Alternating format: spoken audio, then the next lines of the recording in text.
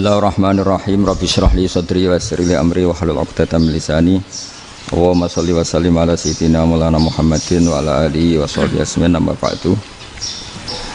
Ini yang saya hormati pertama, pengatur saya ini Profesor Dr. Haji Maskuri. Yang cara ngomong tidak kayak profesor tapi kayak jurkam. Jadi kalau ciri utama akademisi itu kalau ngomong itu teduh, datar, runtut, sehingga memaksa orang lain itu menerima karena runtutan logika yang terbangun. Ya, kalau ini ndak, pokoknya kasar gitu, pokoknya orang itu. Ini agak lazim, agak dalam dunia ilmu. Semua wakil rektor, semua yang hadir yang saya hormati, saya seperti yang dikatakan moderator Pak Sinten, Bapak Anwar, bahwa memang saya tidak boleh terikat sama yang di belakang ini karena ini kayak apa ya, ada satu madhab yang anak-anak Unisma semuanya harus tahu, teman-teman di Unisma, menjelaskan itu tidak lebih baik. Jadi karena seakan-akan belum melakukan. Indonesia itu dulu kedatangan Islam itu tidak pernah dipertentangkan antara Islam dan negara, sehingga diskusi itu sudah salah karena para wali itu tidak pernah mempertentangkan Islam dan keindonesiaan atau kebinekaan. Satu, bahwa para wali itu misinya dakwah, di mana-mana dakwah itu pasti ketemu yang berbeda, mulai beda agama, beda pilihan madhab, beda tradisi, beda kultur. Jadi itu tidak perlu dipertentangkan, tapi malah itu jadi lahan dakwah. Sehingga kita ini kalau diminta diskusi hubungan negara dan agama malah bingung, memangnya kenapa. Itu seperti dulu zaman P4, saya punya kawan di Jogja, teman saya nulis tafsir Profesor Zaini, itu pernah zaman Pak Harto disuruh sosialisasi P4 di Papua. Apa hubungan Pancasila dan UUD 45? Itu orang Papua jawab, hubungannya baik-baik saja Pak. Sasi P4 di Papua. Apa hubungan Pancasila dan UUD 45? Itu orang Papua jawab, hubungannya baik-baik saja Pak. Sasi P4 di Papua. Apa hubungan Pancasila? Yang unik itu ketika ditanya, ini saya melihat langsung di TV 7 itu, Indonesiaku itu, ada anak-anak kecil ditanya, bendera ini milik siapa? Bendera merah putih itu. Jawabannya apa? Milik sekolahan Pak aja. Karena memang milik sekolah. Itu yang tanya itu kaget. Milik sekolahan Pak. Nah, tentang tema ini mohon dibaca ini langsung start ya, langsung serius, karena tadi sudah kayak jurkam tadi, ini yang langsung khas ilmuwan. Ini sebagai penghormatan saya pada Unisma, ini khas keilmuan. Imam Zuhri adalah gurunya Imam Malik. Ya, saya ulang lagi ya, Imam Zuhri adalah gurunya Imam Malik. Halaman 29. Ini langsung start, saya baca halaman 29. Dan ini terutama yang para punggawa-punggawa ini. Saya baca ya. Ini teks tidak ada yang saya rubah, memang persis seperti ini. Yang para punggawa-punggawa ini. Ini gurunya Imam Malik. Ya. Ini teks tidak ada yang saya rubah, memang persis seperti ini. Yang para punggawa-punggawa ini. Haitsul taqon nasu. Falam makanatil hudnatu wa wadu'atil harbu wa amanan nasu ba'duhum ba'do wal taqaw fatafawadu fil hadits wal munaza'ah falam yaklim ahadun bil islami yaqilu syai'an illa dakhala fihi. Walaqad dakhalataini kasanaten mislu mangkana fil Islam qabla dzalika wa aktsar. Terus ini ngomongnya harus santai, nggak boleh provokatif. Begini, kita tahu dalam perdamaian Hudaybiyah itu poin-poinnya itu semuanya merugikan Islam. Di antaranya adalah jika yang Islam masuk kafir harus dibiarkan, karena berarti masuk ke habitat asli. Karena Nabi sebelum jadi Nabi, komunitas pokok itu kafir, sehingga kalau Islam masuk kafir kembali ke habitat. Tapi kalau Islam masuk kafir, kafir masuk Islam itu harus dikembalikan karena dianggap bid'ah. Maka kalau kamu dituduh bid'ah itu tenang saja dulu, Nabi itu ya dituduh ji'ta bidinin muhdas, kamu datang dengan agama yang baru. Cuma agak diteruskan wa kullu muhdatsatin bid'ah wa kullu bid'atin dalalah. Jadi orang-orang kafir dulu kalau ngomentari Nabi, jita bidinin muhdas, kamu datang dengan agama yang apa? Baru. Nabi nurut. Semua perjanjian yang merugikan Islam itu Nabi nurut. Tapi Nabi hanya minta satu hal, jangan ada perang 10 tahun. Dan orang boleh seminar, boleh diskusi tentang Islam. Ya ini dengerin betul ini. Jadi saya tidak akan provokatif, ini pakai logika. Nanti bisa dipakai disertasi doktor. Tapi saya minta orang boleh diskusi, boleh seminar tentang Islam. Akhirnya saat itu juga ada orang yang masuk Islam. Di depan tulisan itu belum kering istilahnya. Datang ke situ namanya Abu Jandal bin Suhail bin Amr. Itu datang ke Nabi, ya Rasulullah saya ini mau masuk Islam. Kata orang-orang kafir, ini pertama Muhammad, kamu komitmen enggak sama perjanjian? Kalau kamu komitmen harus kamu kembalikan. Nabi bilang, ya Abu Jandal kamu kembali ke mereka, ke habitat mereka, yaitu menjadi kafir, di komunitas kafir maksudnya. Akhirnya nangis. Umar, Sayyidina Umar itu mendekati Abu Jandal, kemudian memberi isyarat supaya ngambil pedangnya. Jadi syaratnya wong ini baca ora wis. Maksudnya orang-orang kafir. Tapi Abu Jandal nggak mau. Singkat cerita akhirnya kembali ke komunitas kafir. Tapi yang dikatakan Imam Zuhri cara analisis ini nggak bisa pakai provokatif, harus pakai analisis. Innama kanal qitalu haitsul taqon nasu. Yang namanya perang itu menjadikan orang tidak berpikir jernih. Ini poin yang diambil oleh Rasulullah. Kalau dibahasakan Nabi curi kesempatan, maksud Nabi dikatakan mencuri, meskipun itu hanya bahasa ya. Enggak mungkin lah kita bahasakan seperti itu. Saya ulang lagi ya. Kenapa ada perang berkesinambungan sampai tahun ke-8 Hijriah? Mulai tahun kedua ada perang Badar sampai tahun 8 Hijriah itu perang terus. Nabi sama orang kafir perang terus. Akibatnya apa Pak Profesor? Namanya perang itu ya enggak kau bermikir. Pokoknya agar ketemu Islam perang, Islam ketemu kafir perang enggak kau bermikir. Padahal Islam itu bisa diterima oleh akal sehat, harus lewat diskusi, lewat pengamatan, lewat pemikiran, lewat pengendapan berpikir. Makanya Nabi tahu ini masalah besar. Kalau orang perang terus, itu gak kober mikir Islam, tidak sempat diskusi tentang Islam. Makanya Nabi hanya minta satu poin. Oke, perjanjian ini saya turutin semua, tapi saya minta orang kafir semuanya boleh mendiskusikan Islam, boleh seminar tentang Islam. Mereka bilang iya, pada pikiran mereka kan diskusi paling piye. Ternyata betul, ada diskusi. Terus temanya gini, kira-kira bener di Muhammad Abu Jahal. Terus Tuhan Muhammad sama Tuhan Abu Jahal itu keren mana? Diskusi. Tuhan Muhammad itu khaliqus samawati wal ardi, yang menciptakan langit bumi. Sebagaimana kampanyenya Muhammad. Ya mereka masih jangkar bilang Muhammad. Kalau Tuhan kita, ya berhala itu yang kita bikin, yang kadang rusak, yang kadang kudanan, terus lemutan, pokoknya terus diskusi. Kita kok bener pengirannya Muhammad. Terus Muhammad Abu Jahal. Mulai dhisik Muhammad itu ora tau bodoh nih. Mulai dulu Muhammad itu gak pernah bohong. Abu Jahal, waduh, wis bodoh nih ngongkonan. Wis ribet kan? Dan semua diskusi itu mengarah ke kebenaran Islam. Akhirnya ngomong kafir sing tokoh-tokoh cara Jawa yo. Wah, semane jebule masalah ini kan. Artinya gini, kalau kita ingin Indonesia damai, sebenarnya yang untung itu Islam. Karena Tuhan yang menciptakan langit dan bumi tentu gak akan diperbandingkan atau akan dikalahkan oleh Tuhan yang lahirnya saja sudah di bumi. Misalnya kita menjual Tuhan Allah, siapa itu yang menciptakan langit bumi, yang ada sebelum langit bumi? Bandingkan dengan Tuhan yang lahirnya di bumi, ada tanggal lahirnya, ada aktenya, itu kan sudah ribet kan? Begitu juga kalau memperbandingkan tokoh. Muhammad itu siapa? Tokoh yang bisa menyatukan pan Arabik, tokoh yang begini-begini, yang sayang istri, sayang keluarga. Dibandingkan dengan tokoh Abu Jahal, Abu Lahab yang corong jauh penggaweannya yang ngerugikan orang lain. Akhirnya orang itu mulai tertarik sama Islam. Makanya kata Az-Zuhri pakai bahasa dulu, falam yaklim ahadun bil Islam. Tapi kalau sekarang yang populer itu bahasa yatakallam.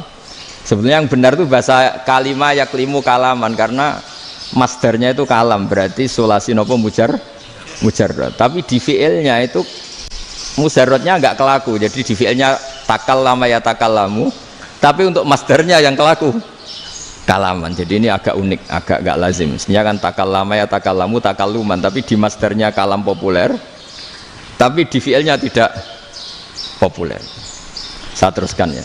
Ini penting sekali. Jadi menjual Islam, kalau boleh dibahasakan menjual, itu tetap enak dalam kondisi damai.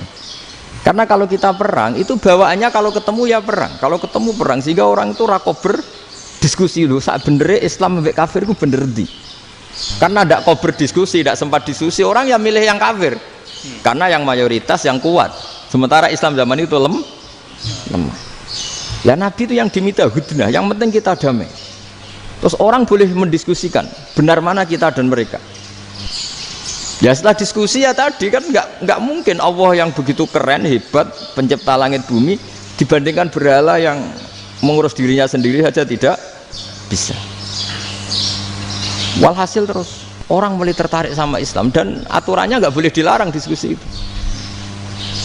Nah makanya saya pernah ditanya beberapa profesor di Jogja, Gus suatu saat kalau kampus paling keren di Jogja ini ada Islamic Studies, kemudian pengajarnya dari berbagai agama, ini riskan nggak bagi Islam? Saya jawab, asal yang didiskusikan Islam itu nggak masalah, yang repot itu umat Islam. Karena kalau umat Islam yang jadi percontohan, banyak raja yang dolim, banyak pemimpin muslim yang dolim, terus identik dengan Islam itu jadi dolim kan ribet. Ya kalau pas umat Islam, kalau Islam yang kumat kan jadi masalah kan. Nah ini kan terus jadi beda umat Islam sama Islam yang lagi apa? Kumat. Singkat cerita terus Islam mendapat posisi yang luar biasa. Nah makanya di sini diistilahkan falam makanatil hudnah, ketika ada perdamaian wa amanan nasu ba'dum ba'do, orang merasa aman, itu fatafawadu fil hadis wal munazaah, mereka berdebat. Munazaah itu berdebat, keren mana konsep Muhammad dengan konsep Abu Jahal, keren mana konsep Tuhannya Muhammad dengan Tuhan kita, terus diskusi. Dan mereka akhirnya ikrar, wah yang benar ya Muhammad lah. Di mana-mana Tuhan tuh ya sebelum langit dan bumi, di mana-mana Tuhan ya punya reputasi menciptakan. Masa Tuhan reputasinya diciptakan, kayak berhala dan sebagainya. Ibadah juga gitu. Ibadah wong kafir itu kalau tawaf itu telanjang, ibadah Muhammad santun pakai pakaian. Terus akhirnya mereka mulai tertarik Islam. Sehingga saya lihat di beberapa tafsir, saya memang tidak akan ngomong yang tidak serius, ngergani Unisba ben sawangane pemikir serius. Di Quran itu sampean lihat di tafsir Tobari itu ada ayat bal naqzifu bil haqqi 'alal batil fayadmaghuhu fa idza huwa zahid. Qadzafa itu kalau di kamus tak lihat itu takallama bila dalilin. Qadzafa itu ya pokoknya sekenanya. Artinya gini, kebenaran Islam atau kebenaran hak itu kamu taruh sekenanya saja itu tetap menang. Apalagi kamu taruh secara teratur, kamu taruh sekenanya saja itu tetap menang. Sehingga di sini banyak sahabat yang hidup di Cina. Sekarang juga banyak orang alim yang milih hidup di Amerika, banyak orang alim yang milih hidup di Inggris. Dan mereka pede, percaya diri karena kebenaran itu kamu letakkan di mana saja itu tetap akan menang, akan menemukan momentum kemenangannya. Misalnya gini, contoh paling gampang. Dulu para peneliti, seorang lagi dulu para peneliti itu ya datang kemana-mana, termasuk Ibnu Battuta, termasuk Ibnu Khaldun, ya semua peneliti itu suka neliti. Setelah diteliti, Quran itu satu-satunya kitab suci yang membicarakan sains, misalnya tentang falak, tentang astronomi, tentang asal-usul kejadian manusia, kejadian makhluk, juga bicara tentang geografi, geologis, semuanya. Sementara kitab lain hanya cerita tentang mawaid wal hikam wal ibar. Jadi diteliti kayak apa, pada akhirnya hak ini yang menang. Bal naqdhifu bil haqqi 'alal batil fayadmaghu fa idza huwa zahid. Saya berkali-kali cerita, ada ulama yang ahli matematika. Ketika ditanya kenapa kamu suka ngajar matematika, sampai muridnya itu ragu, ini guruku mlebu swarga ta ora, penggaweane mulang matematika. Tapi para muridnya bermimpi bahwa Imam Amudi itu disuruh ngajar para malaikat. Dan itu pede betul dia. Kata Allah, ini ulama saya yang iman kepada saya setingkat iman kamu. Jari malaikat itu tidak mungkin Gusti, kita menyaksikan langsung engkau sementara ini di bumi, nggak nyaksikan jenengan. Kenapa bisa sepede dan seyakin itu? Akhirnya Imam Mudi disuruh ngajarin matematika. Jadi Anda kalau profesor itu nanti harus sempat ngajari malaikat, itu baru benar-benar profesor. Jadi nanti di akhirat ngajari siapa? Malaikat. Jadi ada seminar yang melibatkan banyak malaikat, narasumbernya itu seorang profesor. Itu ketika kenapa engkau begitu yakin kalau Allah itu Tuhan dan Allah itu Al-Wahidus Shomad. Terus Imam Amudi mulai nulis angka gak beraturan, 2, 3, 4, 5 sampai 1 miliar, 1 triliun, semuanya gak beraturan. Kata beliau, nisbatus naini wasalasa ila ma la nihayatalaha iku nisbatul far'i ilal asli. Mbok angka sebanyak apapun, 2 dibanding 1 ya far'ul wahid, 3 dibanding 1 ya far'ul wahid, semua angka yang enggak terhingga pun dibanding 1 semuanya far'ul wahid. Semua angka sebanyak apapun itu cabang dari angka 1. Fakullu hadhil awalim far'un minal wahidis shomad, yaitu Allah Subhanahu wa ta'ala. Wah, kira malaikat tepuk tangan, iya juga. Jadi begitu juga ada ulama itu ahli gambar. Saya dulu ngaji sama Mbah Mun Al-Husunul Hamidiyah, itu kitabnya itu banyak gambarnya. Dan gale gambar yang ngawur betul, memang gak ahli gambar. Saya epol, terus sempurna lele. Semua gambar bangunan, gambar sapi, pokoknya gambar. Ternyata dia menemukan Tuhan itu dari gambar. Gambar serapi ini atau seruwet ini sama. Gambar rapi sama ruwet itu sama kalau dalam pandangan tauhid. Dimulai minan nuqtah al-wahidah. Kowe cek gambar sing rapi, sing indah, cek gambarmu elek, dimulai dari satu titik. Dan titik ini nuqtatil wujud, yaitu Allah Subhanahu wa ta'ala. Jadi nak cara ahli tauhid gak penting gambare api, menang lomba atau ora penting. Butuhe hadis surah ini gambar baik yang rapi maupun ndak adalah min nuqtah dari satu titik. Nah, alam raya sebanyak ini mbok gambar mbok ora, cek mulai Mars sampai Jupiter kabeh semua bentuknya yang banyak ini semuanya min nuqtatil wujud, yaitu dari titik wujud. Ini kok Allah Subhanahu wa ta'ala. Di sini hebatnya ulama-ulama, mbok dia pengajar matematika, mbok pengajar gambar, semuanya dipakai perangkat untuk tauhid. Nah, itu kan juga bagian dari Islam damai, Islam yang sangat tidak perlu perang untuk orang dipaksa Islam. Nggak perlu provokatif kayak tadi pidatonya rektor jenengan tadi. Jadi ciri utama ilmuwan tuh kalau ngomong datar tapi logikanya nggak terbantahkan, itu ciri khas ilmuwan. Kalau ciri khas politikus kalau ngomong itu keras, provokatif lah kira-kira gitu. Tapi isinya biasa. Nah, saya berharap nanti semua profesor doktor itu datar tapi isinya kualitasnya bagus ini. Mentes. Jadi makanya terus kata ulama, kenapa diistilahkan balnat zifu bil haqqi? Kenapa pakai qadzafa sementara qadzafa maknane takallama bila dalil? Maksudnya bila dalil di sini itu min ghairi ikhtiyajin ila dalilin. Kebenaran itu memang nggak butuh dalil. Apa kita perlu dalilnya apa? Buktinya apa? Kalau 3 itu cabang dari 1. Wong gendeng yakin yang takut gitu pasti orang gendeng. Wong 3 cabang dari 1 kok ditanyakan buktinya apa? Itu min awalil bidah. Pertama orang pasti tahu kalau 3 itu far'ul wahid. 1 juta juga far'ul wahid. 1 miliar juga far'ul. Gambar yang sebanyak apapun ya dimulai dari 1 titik. Cek gambar benar maupun yang tidak. Akhirnya apa? Ulama dulu itu sebegitu rileks nerangkan tauhid. Lalu kenapa asma ini yang ya ini kan khas NU ya, khas pesantren. Sebenarnya saya keberatan pakai istilah khas NU, pakai khas pesantren karena NU itu anaknya pesantren, jangan dibalik pesantren anaknya NU, karena sebelum ada NU itu ada pesantren. Tapi kayaknya Unisma lebih suka pakai bahasa NU dan saya ya agak-agak orderan yang terpaksa disuruh ngomong. Ini agak apa ya, agak kacau sebetulnya ini, agak kacau. Jadi NU itu sama pesantren itu tua pesantren. Jadi NU dilahirkan pesantren, bukan dibalik pesantren dilahirkan NU.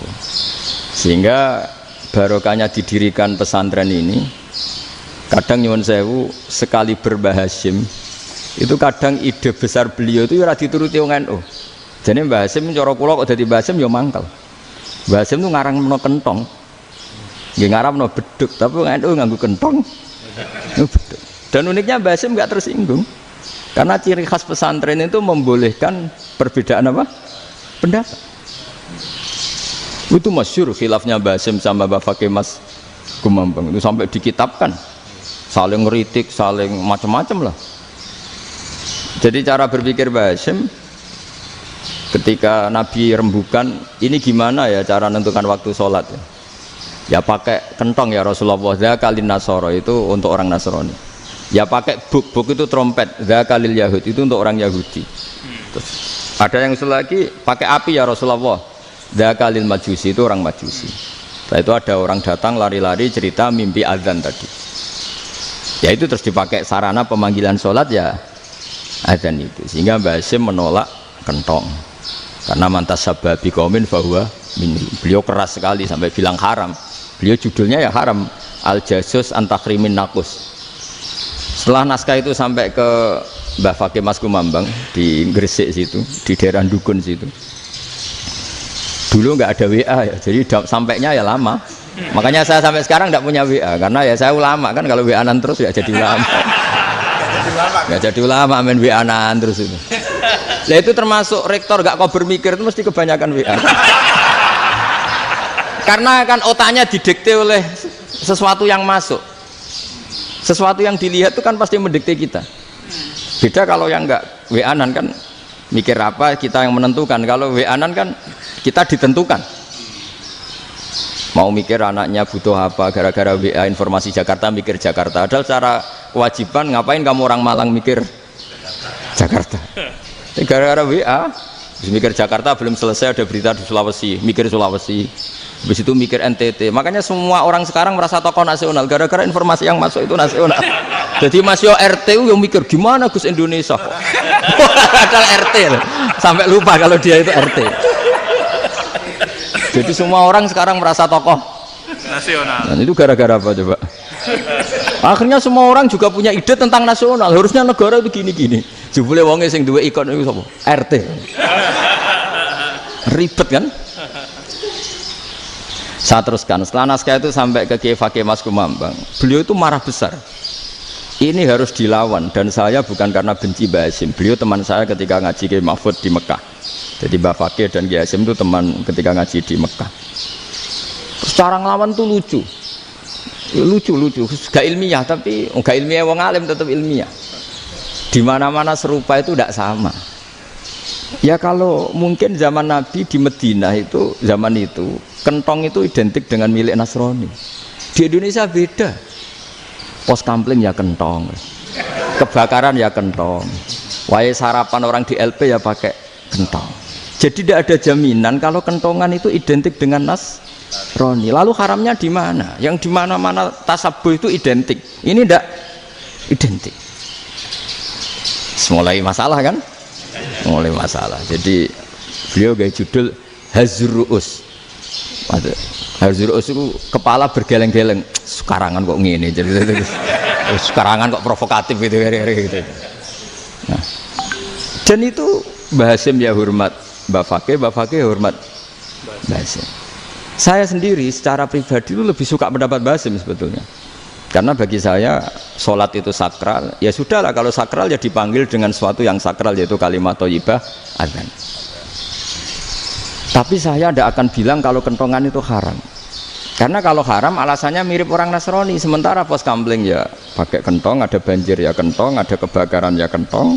Jadi tidak identik untuk misa atau untuk sholat ala Nasrani. Tapi itu dulu ya rileks saja, dua beliau itu ya saling menghormati padahal saling kritik. Dan dulu ulama yang beda madhab itu ya saling menghormati. Imam Syafi'i itu kalau sholat di kawasan Masjid Abi Hanifah ya tidak kunut.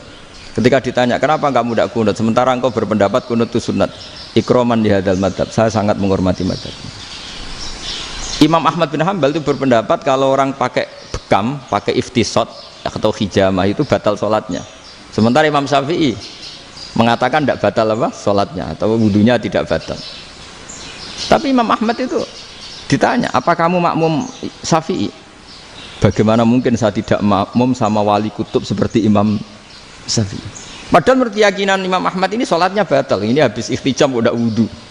Tapi tetap saja beliau. Karena perbedaan pendapat di furu' itu lazim. Ya orang boleh berdebat lah. Ketika Unisma datangkan saya, itu saking senengnya kiai, apa saking sombongnya sampai ngatur kiai, kan nggak pernah bisa diperdebatkan. Itu kan orang boleh debat kan? Itu saking angkuhnya apa saking senengnya kan nggak jelas kan? Kan dan orang boleh setuju pendapat saya, yaitu ngatur kiai itu haram. Setuju juga Pak Rektor, ekspresi mahabbah itu ya macam-macam. Dulu sahabat ya gitu, sahabat itu ada yang nggak kenal wajahnya Nabi sama sekali sampai akhir hayatnya. Ketika ditanya, lo kamu itu sahabat kok nggak tahu wajahnya Nabi? Saya tidak pernah berani memandang Nabi karena ijlalan lahu, terlalu menghormati saya sehingga tidak berani memandang wajahnya. Ada sahabat yang penggawaannya dulu wajah Nabi sampai bisa nyifati alfiu faminunil hajib, sampai bisa nyifati detail karena dulu wajah Nabi itu ibadah. Ada seorang wali ditanya, kalau kamu di surga ingin nggak melihat Allah? Enggak. Loh, tapi semua orang ingin melihat Allah. Unazzihu dzalikal jamal an-nadhari misli. Ben gak elek-elek Allah tak delok terima aku. Wong ra jelas. Berarti kok delok pangeran. Banyak. Jadi justru tapi karena saking takzimnya. Enggak lah, mosok sak aku kok. Makanya saya berkali-kali cerita. Menurut kesepakatan ulama, soft awal itu paling baik. Tapi banyak juga wali yang kalau sholat itu di belakang. Koyok paling bener yang gue ngarep gitu. Lu bayangkan misalnya kamu semangat di soft awal di Masjid Haram, jebule sholatnya salah. Itu dari malaikat gayane gue ngarep, jebule raro. Ini di sini wong, jebule bodoh gitu. Gayane gue ngarep, jebule. Coba orang kalau sowan Mbah Mun, yang berani di depan itu kan ya ketuanya atau jubirnya kan, yang merasa tidak pati pinter-pinter kan mesti di pojokan. Artinya sudut pandang seperti itu ya sah saja, apa? Sah saja. Makanya banyak sahabat yang jarang sowan Nabi, alasannya takut ganggu Nabi. Banyak yang sering sowan Nabi, alasannya seneng Nabi. Yang sowan ya seneng Nabi, yang nggak sowan alasannya seneng. Lu Nabi itu tokoh, punya keluarga, punya anak. Kalau saya sering sowan berarti sering ganggu. Yang sering sowan dia alasan ini khazanah kita harus istifadah. Jadi zaman dulu dia biasa dua sahabat, yang satu milih mahabbah itu milih sering sowan, yang satu juga mahabbah milih tidak sering. Karena pertanyaannya bisa dibalik kan, sering sowan apa sering ganggu coba. Nabi Abedar, assalamualaikum. Nabi nimang cucunya, assalamualaikum. Ayo bener yang sowan apa bener yang enggak kalau seperti itu. Akhirnya terus diatur sedemikian rupa oleh Quran. Walau annahum sabaru hatta takhruja ilaihim lakana khairal lahum. Jadi sahabat kalau mau sowan Nabi ya nunggu di sufah. Kalau Nabi keluar berarti milik publik. Sekali masuk ke dalam tidak ada sahabat yang berani sowan. La tadkhulu buyutan Nabi illa ayyudzana lakum. Kalau soal sampai masuk dalam harus nunggu dipanggil. Karena sekali Nabi masuk dalam itu milik privat keluarga, milik istrinya, milik cucunya, milik keluarganya. Jadi Nabi sekali keluar ke ruang itu berarti milik publik. Itu terus jalan tengah. Karena kalau langsung masuk, bayangkan saya itu sering menyaksikan. Mbah Mun habis ngaji 2,5 jam ngaji Jalalain. Baru masuk, assalamualaikum. Padahal yai mungkin mau ke kamar mandi, mau ini itu. Jadi dulu itu Quran sangat modern. Sebelum ada dokter ngatur tamu, rektor ngatur tamu itu Islam sudah modern. Dia kan nggak fair kan? Misalnya saya ke Unisma harus janjian pakai ini, terus kalau misalnya kesini selonang-selonang kan lucu kan, mentang-mentang kiai terus juga sowan-sowanan selonang-selonang. Padahal kalau kita mau ke mereka pakai protokol. Sering tidak fair dunia ini, tapi karena aku kiai ra oleh gelo ya sudah. Akhirnya saya memutuskan gak gampang kemana-mana karena itu. Saya sering didatangi ajudannya menteri, Gus mau ada tamu dari Jakarta tanggal ini, mesti saya bilang, mereka milih tanggal yang mereka kosong, kok tidak mikir apa itu kosong. Tak jawab enggak lah, sebelum diatur bahasanya dan tawaduknya gitu. Akhirnya dibalik, datang lagi, Gus jam dengan kosong apa kita menyesuaikan. Lah itu lagi dia akhlak kata saya. Itu baru punya akhlak kata saya. Bukan masalah ini, bukan masalah gengsi ya. Saya sendiri itu dolan ke alumni itu jarang karena ya takut Kiai kan yo nganggur jam 09.00 nganggur, jam 10 nganggur. Bisa saja alumni itu kerja di pabrik, bisa saja yang latihan ekonomi di pasar. Sehingga kalau saya datang jam 9, iki kiai sing nilai santri ini, apa kiai sing ganggu santri. Nah karena orang ini melakukan rutin gak kok berpikir, pokoknya ngono jenenge silaturahim. Mau nyerah kok berpikir, padahal kalau diangen-angen ini kiai yang nilai santri ini, apa kiai yang ganggu santri ini karena datang di jam kerja. Nah, bayangkan kalau kebenaran dulu itu dikawal oleh satu peradaban perang.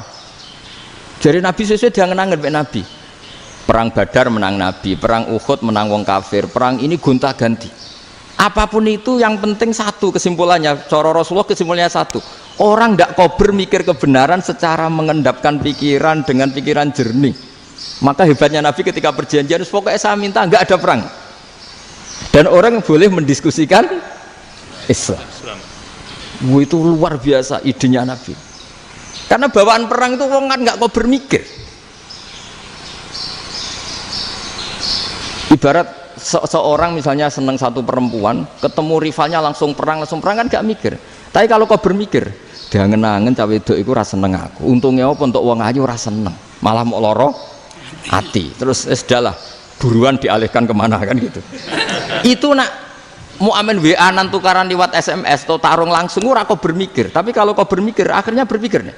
Perempuan tadi sebenarnya yang disenangi siapa? Oke, ternyata senang Pak Erik. Sudah kita ngalah. Karena tidak ada nikmatnya kan menikahi perempuan yang sama sekali tidak mencintai kita.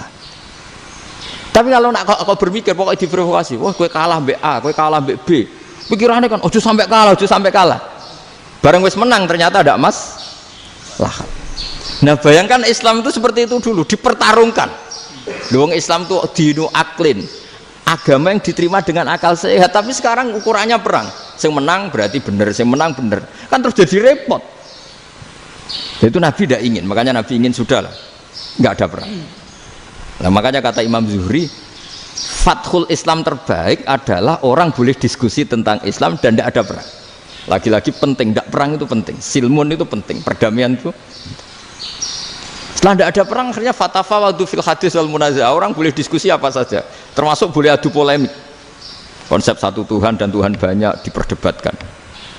Akhirnya Nabi secara rileks bisa menjelaskan. Muhammad, urusan kita banyak. Kalau Tuhannya satu tidak cukup, Tuhan harus banyak untuk menyelesaikan berbagai urusan. Ada Tuhan bagi rektorat, bagi macam-macam kan. Ada Tuhan untuk ngurusi utang, ngurusi BPKB, macam-macam. Terus kata Rasulullah, enak saja Nabi jawabnya. Ya kalau kamu punya majikan banyak, perintahnya beda-beda, kamu mangkel enggak, bingung enggak? Ya susah mat. Kalau majikannya banyak, perintahnya beda-beda, kita jadi repot. Seneng mana? Seneng majikan satu. Ya sudah Tuhanmu itu majikan kamu. Kalau Tuhannya banyak, perintahnya macam-macam, kamu yang repot. Akhirnya sudah mat Tuhannya satu aja. Nah, itu ya barokahnya diskusi tadi, barokahnya enggak perang. Daraballahu mathalan rajulan fihi syuraka'u mutasyakisuna wa rajulan salamal lirajul hal yastawiyani masalah. Terus alhamdulillah. Jadi orang yang paling kafir pun saat itu taslim. Nah ini kembali ke kalimat la ilaha illallah. Saya tidak perlu provokatif, pasti teori saya itu benar. Bukan saya bilang benar itu karena sombong, enggak. Ini sesuai teks. Misalnya begini, benar enggak kelompok takfiri yang suka ngafirkan orang lain? Itu pasti tidak benar. Logikanya gampang. Orang yang kafir 70 tahun saja dengan melafadzkan la ilaha illallah menjadi muslim. Masa dengan kalimat yang sama yang muslim menjadi kafir? Itu logikanya kan enggak ketemu. Orang kafir 70 tahun untuk menjadi muslim disuruh baca apa? La ilaha illallah. Tapi gara-gara baca la ilaha illallah nyekel patok jadi kafir. Pertanyaannya, loh ini kalimat apa? Kalimat untuk mengkafirkan apa kalimat untuk mengislamkan? Karena yang kafir dengan kalimat itu menjadi Islam, ternyata yang Islam dengan kalimat itu menjadi kafir. Itu ketemu nggak? Cara logika itu kan nggak ketemu kan? Makanya cara pikirannya Abul Hasan Asyadzili, dan saya setuju pikiran itu. Istighfar ini boleh orang Jawa Timur protes karena kadang beda manhaj, tapi jangan protes saya, protes Abul Hasan Asyadzili, kualat mesti sampean. Ketua Torekoh napa? Sadziliyah. Cara madzhab Sadzili, dan Anda boleh berbeda madzhab, mencari khasnya wong kampus sing wani beda. Beda kapasitas lah, pokoknya butuhnya beda. Dan ketok pinter, ketok kritis tuh. Cara madzhab Abdul Hasan As-Sadili itu gini Pak Rektor. Jadi istighfar itu baik. Tapi ba'da kamali tauhid, setelah tauhidnya itu benar. Alasan beliau masuk akal. Ketika ada ayat fa'alam annahu la ilaha illallah wastaghfir li dzambik. Bihadil kalimah. Jadi orang boleh istighfar setelah tauhidnya benar. Alasannya Abdul Hasan As-Sadili begini. Qul lil ladzina kafaru iyantahu yughfar lahum ma qad salaf. Katakan kepada mereka yang kafir, sekali mereka tidak kafir, maka otomatis dosanya masa lalu diampuni. Pertanyaannya, yang bisa menghentikan kekafiran itu kalimat apa? La ilaha illallah. Dengan hanya melafadzkan la ilaha illallah Muhammadur Rasulullah, langsung yughfar lahum ma qad salaf, langsung dosanya diampuni. Berarti yang menjadi pengampun dosa lah, penyebab pengampunan itu apa?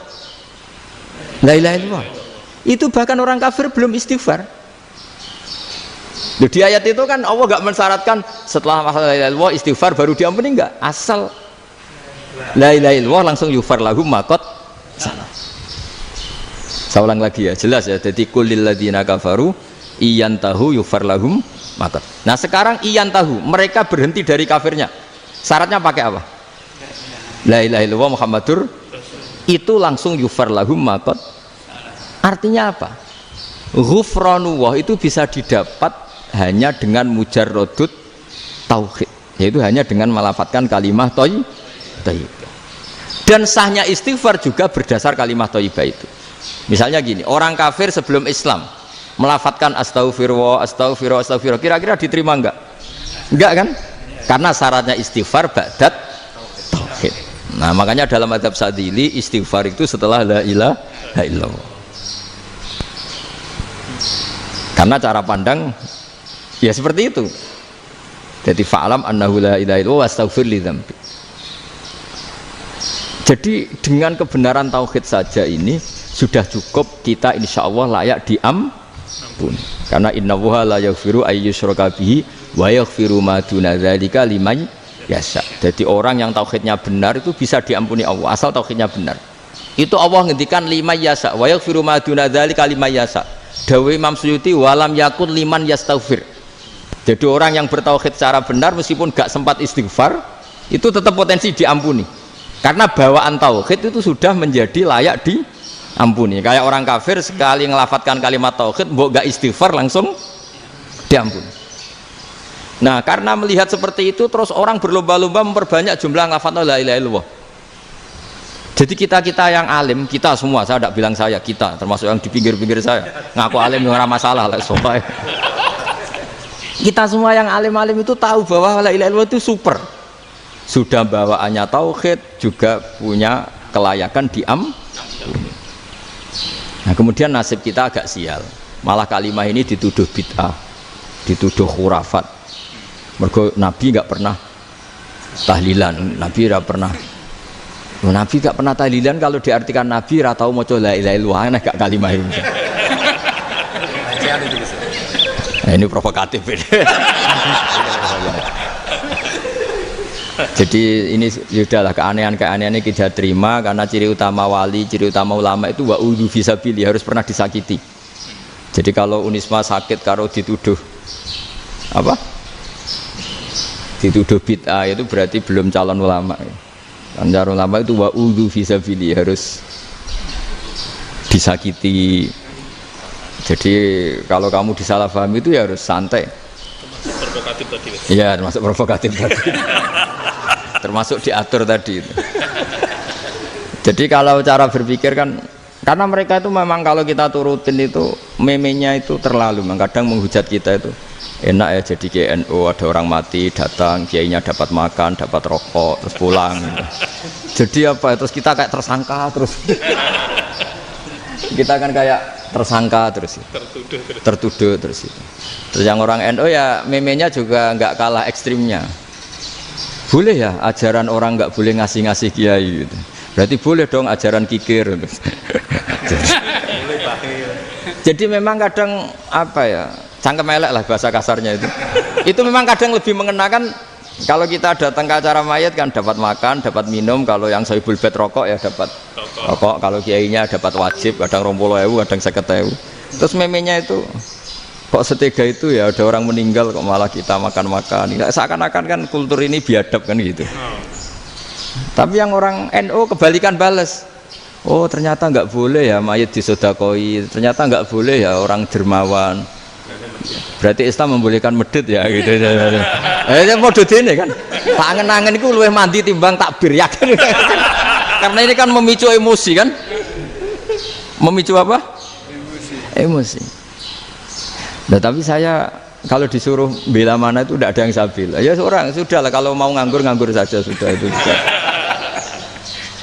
Ya tapi itu memang apa ya? Itu khazanah Islam. Ada yang kritik, ada yang enggak. Ya itu memang khazanah. Ya biasa aja kalau saya biasa. Aja. Karena dulu ulama itu sudut pandangnya itu ya seperti itu. Ada yang ulama suka ibadah itu sholat, ada yang milih apa tidur. Sampai Imam Ghazali bilang suatu saat ibadah terbaik di zaman akhir itu tidur kan. Sholat saja kalah sama tidur kan. Tapi itu loh ya, yang wajib tetap loh, terus kamu gak sholat wajib. Begini beliau mencontohkan itu. Ada orang sholat tahajud terus obsesinya itu ingin hajatnya terkabulkan. Sementara yang tidur obsesinya nikmati rahmatnya Allah, boleh tidur, bisa tidur. Kata Imam Ghazali, timbang kita tahajud terus nuntut pangeran aduk turu katanya.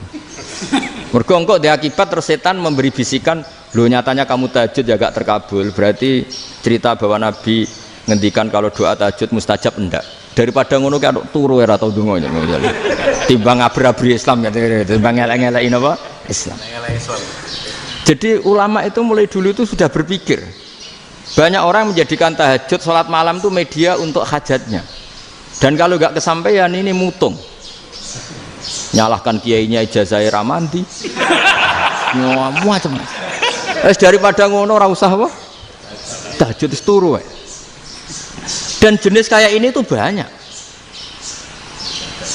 Makanya ulama kayak saya itu saenake dhewe itu ya jarak. Saya sering didolani mukhibin terus bilang Gus saya doakan gini-gini saya mau nyalon bupati atau saya gini. Saya bilang gak waduh orang dongo, nak ramandi darane ulama dongane ramandi. Nak mandi kamu jadi bupati tetap nganggep karena beli. Sopo sing ora roh bupati saya gak beli. Ribet kan? Ketika mereka jadi ngunsurkan doa kamu apa karena kemarin beli? Yang beli maksudnya nggak beli nggak usah tersinggung. Jadi ribet ngadepin. Nggak artinya gini loh, boyo doa itu jangan dipakai begitu loh. Kalau minta nasihat, tak nasihati jadi bupati yang baik, gubernur yang kalau minta doa itu resikonya.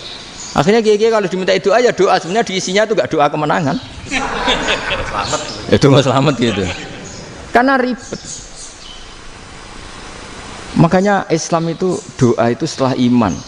Aturan iman benar baru doa. Aturan iman benar termasuk Allah itu yaf'alu ma yasha, boleh melakukan yang dikehendaki. Allah nggak boleh terdikte oleh doa kita, nggak boleh. Ya saya ulang lagi ya, mazhab Hasan Asyadzili ini khas kita. Jadi la ilaha illallah itu didahulukan sebelum istighfar. Tapi kebalikannya mazhab Imam Sanusi itu dibalik. La ilaha illallah itu kalimat yang sakral. Karena yang sakral dibutuhkan muqaddimah, yaitu yang melafadzkan harus yang sudah bersih, yang sudah steril baru melafadzkan la ilaha illallah. Maka dalam mazhab Sanusiyah istighfar dulu baru la ilaha illallah. Nah cara mazhab Abul Hasan Asyadzili kebalikan, istighfar itu sah setelah sahnya tauhid. Kamu ikut mana dulu? Asyadzili apa Sanusiyah? Alhamdulillah sama-sama tidak paham ya sudah. Akhirnya sudah. Iya sih nggak kemana-mana kan gitu. Jadi apa ya? Terus ini saya teruskan ini biar khas pesantren atau khas NU lah, kalau bahasa Pak Rektor khas NU. Ini Ben sampean tahu beberapa perbedaan itu lazim, halaman 24. Ya halaman 24 sama 25. Tak baca ini masih orisinil. An Sufyan bin Uyainah ini juga gurunya Imam Syafi'i. Kata Sufyan bin Uyainah, beliau cerita, kana Isa wa Yahya alaihi salam ya'tiyanil qaryah. Fayas'alu Isa an syirari ahliha. Wa yas'alu Yahya an khiyari ahliha.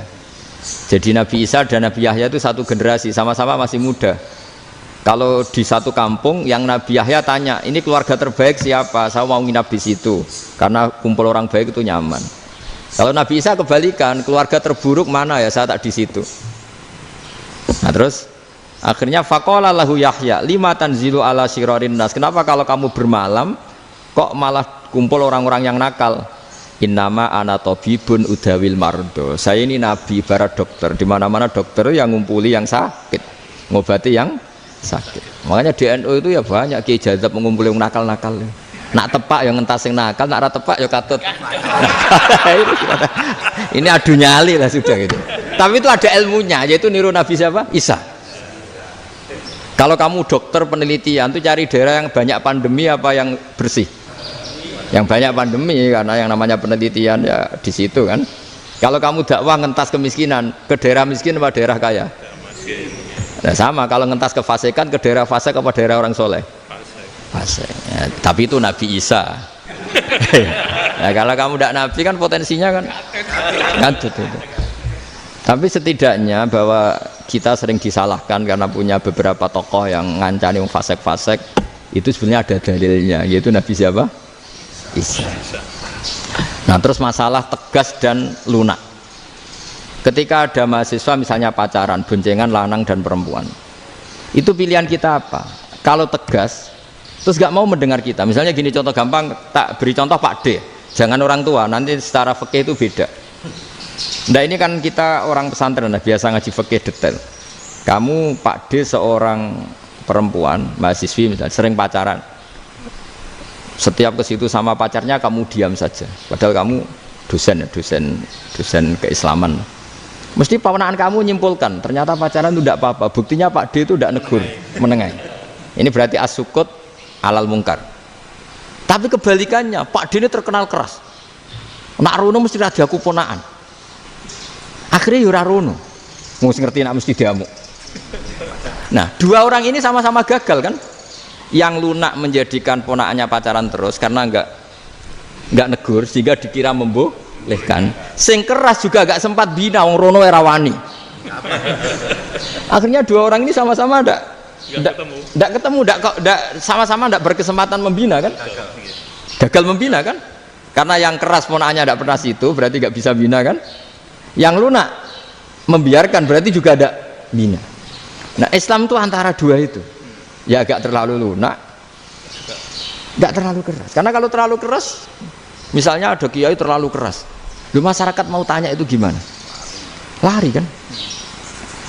Lu saya ini punya pengalaman pribadi. Saya ini kan kecelok orang alim. Itu kalau pernah ya saya itu berusaha ya pokoknya ya umumnya orang alim lah. Tenang, terus anteng, enggak gejlok-gejlokan. Itu enggak ada yang tanya. Saya mimpi ketemu beberapa ulama itu disalahkan. Terus umat saya kalau mau tanya itu ke siapa? Wong alim wis wibawa, meneng tambah banget wibawa. Bala Quran sering gojlok rektor macam-macam. Terus wong wanita kok, saya biasa ke pasar pandangan dicegot orang. Gus, putri saya itu sering keluar darah tapi melebihi batas haid gini-gini. Kalau badhe sowan jenengan, gak usah sowan ning kene mbek ngadeg-ngadegan. Terus tanya, yang haid berapa hari, Gus? Ya supaya rudat ilal adat sebelum dia punya penyakit istihadah itu berapa? 6 hari ya sudah, kembali 6 hari lainnya mustahadah, tetap sholat, tetap normal. Tapi kalau saya wibawa, moro pasar gue tasbih dulu, iku mesti uang salaman ya lu dongo yakin lho. Tapi baru kayak rada uraan ketemu wong-wong, dol pening ndi? Mak pening ndi? Gus beneran Gus ketemu jenengan kula wingi badhe tua kok. Akhirnya tanya. Dadi uraanku iku amdan. Lho nek sampean asli, iki asli uraan. Karena ndak uraan lah tetap ndak wibawa kan. Jadi baru kayak uraan itu ya banyak. Saya tuh kalau ngantor di Jogja itu banyak orang yang tanya, ya biasa tuh tanya macam-macam. Karena saya uraan. Ke pasar ya orang, bahkan di bis sering ketemu orang, wah beneran Gus kalau badhe sowan jenengan badhe tanya ini. Ya sudah di sini aja. Jadi semua itu diilmoni. Nabi itu punya sisi yang dua-duanya jalan. Memang beliau luar biasa, dipilih Allah yang luar biasa. Nabi ketika wibawa itu banyak sahabat yang bahkan mengenali wajahnya aja tidak bisa. Ka'anna ala ru'usihim at-tayr. Bayangannya seakan-akan di kepalanya itu ada burung yang takut terbang, saking antengnya. Tapi Nabi sekali mengeluarkan job, sekali santai, itu sahabat tanya itu sampai yang nggak pantas ditanyakan. Nabi saat tadi kumpul istri saya, tapi tidak inzal itu wajib mandi ndak. Aro'aita law anna ahadana ya'ti imro'atahu walam yunzil. Itu ya ditanyakan. Nabi pun kumpul mboten saged inzal sepundi. Guys metu lagi. Terus ya ada yang tanya macam-macam. Ya saking ada sahabat dipanggil Nabi tambah lari, dipanggil lagi tambah lari. Panjenengan nyeluk, oh pas kula kumpul bojo kula. Lah kula kuwatir jenengan orang suci, saya belum mandi, makanya saya lari. Nabi ngendikan innamal mukmin thahir, ya nak masalah ketemu kiai ra apa-apa ijek junub. Sementing kok nak salat ya dhisik. Tapi Nabi sekali pakai madzahirul jalal, tapi pakai wibawanya, itu orang enggak berani ngomong. Tapi sekali Nabi rileks, itu orang bisa tanya apa saja, termasuk halal yang enggak pantas. Loh, ada sahabat itu tanya lucu, tanya Maimunah. Maimunah itu ya cantik tapi sudah agak tua lah. Maimunah, ya umal mukminin, hukumnya ngambung bojo pas Ramadan piye? Wah gak roh aku, gak tahu diambung kan Nabi pas Ramadan. Tanya Saudah, wah malah orang-orang diambung kalau Saudah itu kan wis tuwa itu. Lucunya istrinya jawab, tanya Aisyah yang mungkin Nabi, iya yang mungkin tanya Aisyah. Itu yang usul ya istrinya Nabi Maimunah. Selalu Aisyah, tanya be Aisyah. Ya Amiral ya umal mukminin gini-gini. Aisyah yang cantik masih perawan kan. Qabbalani Rasulullah bahwa oh Nabi biasa ngambung-ngambung pas Ramadan dan beliau tetap puasa. Akhirnya fakih ngarang kan wa takbil fi Ramadan wa tublah la tubtilu shauma ngambung ora. Iku ya udah biasa dhisik. Ya nasib bojone ayu. Nah ini artinya seasik itu. Jadi garwane Nabi sing ngrasa rodok tuwa. Wah, aku ora tahu ya. Kok Aisyah. Serilek itu dulu itu. Maksudnya orang-orang Islam pertentangan itu. Maksudnya dia balik semua ini bedanya orang pesantren sama orang kampus. Kalau orang kampus mau cerita agama itu rahmatan lil alamin, tapi nyontokno rileke ora iso. Agama itu rilek, tapi nyontokno rileke ora iso. Mergo ya rapati ngaji. Contohnya ora iso, dadi mau gawe kaidah Islam itu rahmatan. Jadi Nabi itu lah, Allah juga gitu. Allah itu kalau sudah memperlihatkan madzahirul jalal, itu mbok malaikat Jibril rawani. Ketika Allah dengan madzahirul jalal. Tapi kalau Allah dengan madzahirul jamal, madzahirul apa? Jamal. Iku ya gojol-gojol kan ambek makhluke gojol. Ya buli-bulian cara sakniki. Ya sampean delok ning hadis syafaat itu, akhiru man dakhalal jannah atau akhiru man kharaja minan nar, itu di beberapa judul. Ada seorang rojul yang ahli neraka ya, dintas baik pangeran, terus didudono swarga. Gusti, swarga, sengiler tok wong wayu, roh wis ngiler tok. Ngerjaluk Gusti mosok roh tok ora oleh mlebu. Jarimu asal mlebu metu kon neraka ora jaluk-jaluk meneh. Sumpah lho ya, gak jaluk apa-apa meneh. Mboten Gusti. Sekali saya keluar dari neraka ndak akan minta apa-apa lagi. Wis. Wallahi, la as'alu ghairaha. Maksudnya ghaira khuslah, ghaira tilkal khuslah. Ya niku pokoke selain keluar dari neraka saya ndak akan minta lagi. Didono swarga wong do kelon seru wibet kan. Sing bojone elek kan dendam dadi ning swarga iki. Swarga wis macam-macam. Gusti mosok roh tok ora oleh mlebu. Jarene janji ra njaluk meneh. Akhire ya wis didelokno neraka. Jadi pangeran jawabe gampang, didelokno neraka. Roh neraka begitu menyakitkan, begitu ngeri. Sudah Gusti saya tidak minta surga, sementing nggak masuk neraka. Rabbana srif anna adzab jahannam. Setelah lama itu diadepno swarga njuk mlebu swarga, terus diadepno neraka. Akhirnya ya sudah. Saiki mlebu swarga gak apa-apa. Iku jawabe lucu. Atas taziu jenengan ngenyek kula. Wong karuan ra di swarga kok mlebu swarga. Terus akhirnya mlebu swarga, kan mlebu swarga tamanna, sangen-angen sembo jaluk apa? Orang ngangen-angen yang indah-indah, laka wa asratu amsal, ya siku tak turuti wa asratu amsalihah lan lipatan kesepuluh. Jawab wong lanang ya lucu, atas tazi ubi wa anta rabbul alamin. Jenengan pangeran kok ngenyekan. Maksudnya wis karuan aku ora pantes. Terus dari pangeran, la astazi ubika walakinni ala ma asya'u qadir. Aku gak ngenyek kowe, pancen aku pangeran. Nuruti kowe iku iso. Jadi Allah sendiri ketika dengan madzahirul jamal itu malaikat ya ono sing wani bantah. Masyhur itu kan malaikat sing bantah pangeran atas alufia mayusidu fiha wa yasfikut dima. Karena Allah dengan madzahirul jamal. Yang paling masyhur Nabi Musa. Nabi Musa itu ketika Nabi Mi'raj.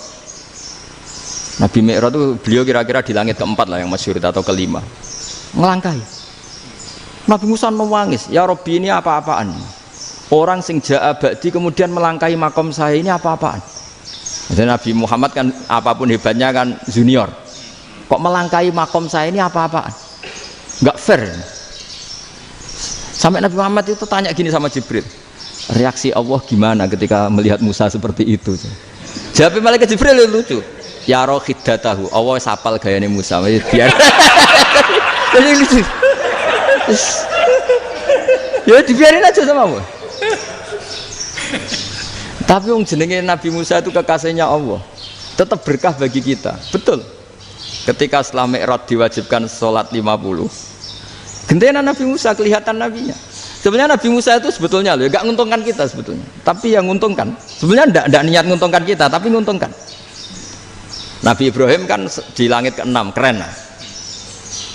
Konti jong ketemu Allah ngeten-ngeten kan sholat seket. Karena Nabi Ibrahim terkenal Nabi baik, tidak bantah. Bareng Nabi Musa. Kenapa diceluk pangeran? Kula kan salat ping 50. Inna ummataka la tutiku dalik. Wah, gak kuat umatmu.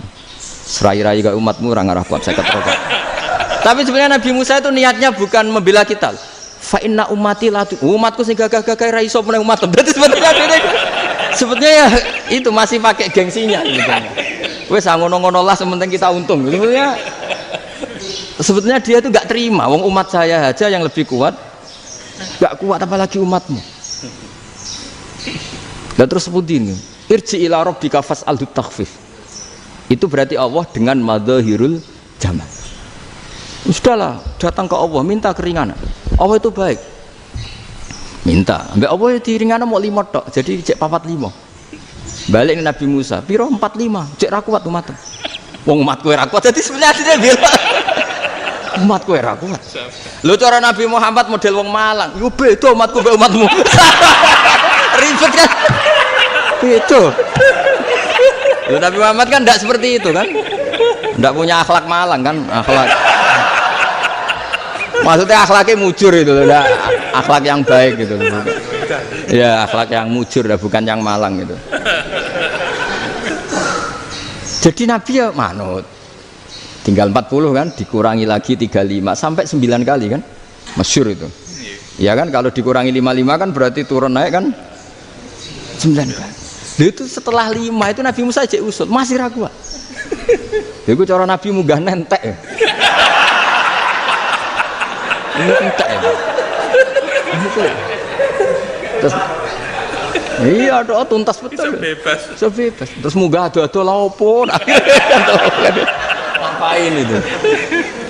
Akhirnya Nabi Muhammad sudah sampun ya kalimah Allah, saya ini malu sama Allah Musa.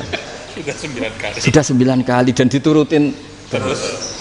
Jadi Allah kalau dengan madzahirul jamal itu Nabi Musa biasa nego sama Allah. Tapi ketika Allah dengan madzahirul jalal itu Nabi Musa enggak berani. Yaitu di hadis syafa'ah. Hadis syafa'ah ketika manusia datang ke Nabi Adam, ya tuna Adam. Ya Adam anta abul basar ngene isfa'li ana inda rabbik. Kamu saya minta mensafaati kita. Nabi Musa, Nabi Adam inna rabbi qad ghadibal yawma ghadaban lam yaghdab qablahu mislah wa la yaghdab ba'dahu mislah. Ini Allah sedang murka besar dan tidak akan murka seperti ini lagi. Sudah saya tidak berani, nafsi. Nabi Ibrahim enggak, termasuk Nabi Musa ketika itu ya enggak berani. Karena Allah dengan madzahirul jalal. Itu Nabi Musa enggak berani. Sudah saya sendiri itu pernah salah.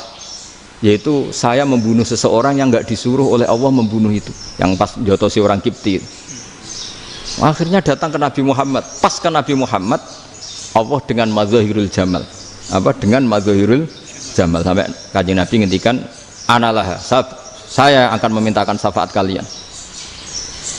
Terus fa ahmadu rabbi bima hamida allamaniha rabbi. Saya muji Allah dengan pujian-pujian yang orang lain tidak tahu, hanya saya yang diajari, kata Rasulullah. Ya di sini menurut banyak ulama termasuk kitab yang saya baca, kenapa Muhammad sebagian namanya Ahmadu? Itu dari af'al tafdil eva Muhammadun Ahmadu min ghairihi. Muhammad Rasulullah itu kalau muji Allah di atas cara mujinya Nabi yang lain. Jadi Ahmadu bukan dari fi'il mudhari' lil mutakallim tapi dari af'al apa? Tafdil. Fa Muhammadun Ahmadu min ghairihi. Bahwa Kanjeng Nabi Muhammad sallallahu alaihi wasallam itu cara mujinya Allah di atas pujian para nabi. Makanya di sini Sayyid Ali Zainal Abidin kalau muji hamdal hamidin wa fauqa hamdil hamidin. Jadi pujian saya ini di atas rata-rata cara mereka apa? Memuji. Yaitu sirinya apa? Nabi itu tahu bahwa akhirat itu tidak bisa batasi Allah. Kamu tidak bisa nyemprit Allah. Allah, ini akhirat tuh. Amal sudah ada manfaat. Ingat itu. Tidak bisa seperti itu. Allah itu nggak bisa tunduk sama konstitusi yang bernama akhirat. Artinya Allah meskipun di akhirat tetap duwe hak yaf'alu ma yasa atau yaf'alu ma yurid. Nggak bisa kamu terus wah ini akhirat amal ra iso dikirim wong mati, amal ra iso dikirim. Yang pangeran kok mbok atur. Kalau kita yang mengirimkan tidak bisa, tapi kalau Allah tetap bisa. Makanya ada kiai mengatakan kodok qadar ora iso dirubah, itu kamu. Makanya ada seorang kiai ditanya, kodok qadar ora iso dirubah sekali dicatat selesai. Jari kiai tadi, tapi nak Allah iso. Dalile apa ya yamhu ma yasha wa yusbit. Nak Allah ya iso, sing ra iso kan kita. Nah, Nabi itu tahu betul meskipun akhirat itu Allah masih bisa dinego saking baiknya. Akhirnya Nabi sujud, masyhur itu terus, ya Muhammad irfa' ra'sak wasal tu ta wasatu safa. Semat sirahmu angkat, kujo apa tak turuti. Semenjak itu Nabi minta apa? Syafa. Artinya apa? Ketika Nabi lain berpikir bahwa akhirat ini membatasi amal, karena sudah Nabi tahu betul kalau Allah tetap Allah, yang nggak terbatas kekuasaannya, nggak terbatas rahmatnya juga saat di akhir. Makanya disebut fa Muhammadun Ahmadu min wirihi. Makanya wa mubasyiran bi rasuli ya'ti mim ba'di ismuhu Ahmad. Jadi makanya terus banyak GNU sing macam-macam lah. Sing ana sing potongane wedi terus hati-hati. Niku berarti makome Madhahirul Jalal. Ana sing amen guyon nek makome Madhahirul Jamal. Ana sing ra jelas ngene iki, sing ra jelas. Nak guyu buanter kok nangis kok buanter. Jebule urusan utang. Lah ini sudah yang udah. Jadi makanya yang rileks saja. Sebenarnya agama ini santai, rileks karena agama ini harus bifarohin wasururin. Enggak boleh agama ini dibawa dengan kekerasan, dengan antisosial. Karena agama ini harus kul bi fadlillah bi rahmati fa bidzalika falyafrahu, harus senang, harus rileks. Makanya saya jadi kiai itu senang takutnya gini. Sekali saya tidak senang jadi presiden buruk. Ternyata jadi wong alim ra enak, itu contohnya. Sampean merengut terus uripe susah, nanti orang tidak berani jadi orang alim. Makanya saya buktikan bahwa saya lebih bahagia dibanding rektor. Nanti orang yang jadi rektor semua nggak ingin jadi orang alim. Saya pernah ketemu sekian rektor di Jogja, tanya, Gus kenapa jenengan bela-belain pesantren sampai segitu? Kan keren kampus NU, sekarang ada Unisma, ada NU Jogja, ada NU Jepara gini. Tak bilangin gini, sampai rektornya itu istighfar. Saya bilangin gini, ini sekaligus tak kasih tahu ini rektor Unisma ini. Tak bilangin gini, andai kan tidak ada kiai kayak saya itu Islam bisa tutup. Kok bisa Gus? Misalnya ada perempuan haid faqal adat, itu kalau untuk tahu hukumnya haid daftar dulu ke Unisma, daftar dulu kan, setelah daftar nunggu pelajaran haid, baru tahu haid setelah 3 tahun dari masalahnya gitu. Tapi baru kayak kiai ketemu saya di jalan, Gus anak kula nu haid ngeten-ngeten mboten normal, hukumnya piye? Oh hukumnya ngene dibalekno ning adat, ora usah registrasi, ora usah daftar. Jadi ya harus ada istighfarnya lah. Unisma juga harus istighfar, semuanya harus istighfar. Karena ada sisi yang nggak mewakili kebutuhan Islam. Tapi saya sebagai kiai juga istighfar. Karena fakta hukum mengatakan yang boleh jadi KUA yang jabat, yang boleh kemenak yang punya gelar. Dan ini yang mengawal Islam secara undang-undang karena mereka yang bikin. Nah karena kiai tidak punya gelar tidak bisa jabat di situ. Saya juga istighfar. Jadi tidak sampai entok yang istighfar. Karena yang kebutuhan ini terwakili yang punya gelar. Tapi yang punya gelar juga harus istighfar tadi. Mosok kepen roh hukum haid ngenteni kuliah se. Itu aja nanti nunggu guru yang pas mata pelajaran itu. Terus kapan dekne salate wong jawabannya belum ketemu. Tapi baru kayak saya kan ketemu di jalan tanya. Gus saya sering ketemu. Gus saya ini bapak angkat. Mau nikahkan putri saya, itu gimana itu kalau cerita wali sebenarnya anak saya sok, kalau nggak cerita nggak sah karena saya bapak angkat. Itu banyak. Hanya tak akali ya sudah wali yang sebenarnya taukil pada hakim tanpa diketahui, tapi hakikatnya itu taukil hakim. Itu kan tidak gampang. Dan tapi kalau tanyanya di kampus, registrasi dulu, daftar dulu, baru tahun berapa ada pelajaran itu. Semester 5 baru tanya. Iya kan? Semester 5 ya? Iya. Oh, itu kan. Jadi jangan kira terus sistem Unisma itu yang terbaik di dunia, enggak juga kan? Enggak juga. Dan sistem-sistem yang lain maksudnya ada aja. Tapi sistem kiai lho, Mbah Mun juga sering pesen saya, kowe kudu seneng pegawai negeri. Piye-piye sing jaga agama pegawai negeri. Kemarin pas acara 7 harinya Gus Robah saya matur itu di depan para kiai. Setelah saya jadi kiai ya itu nyata. Islam di Papua, di NTT yang bawa siapa? Dokter negeri, ya kan? KUA negeri. Barokahnya mereka negeri dijamin negara kan? Barokahnya Muslim berkebutuhan Islam. Akhirnya bikin musola di situ, bikin masjid.